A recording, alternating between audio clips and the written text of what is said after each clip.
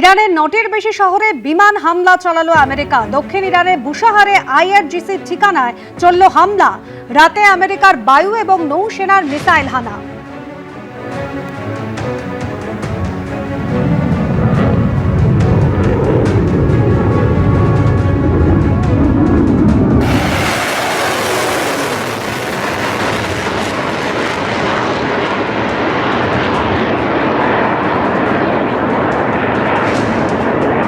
Iran শহরের কাছে সেনা ঠিকানায় একের পর এক বিস্ফোরণ। চাবাহার বন্দরও আছড়ে পড়েছে একের পর এক গোলা।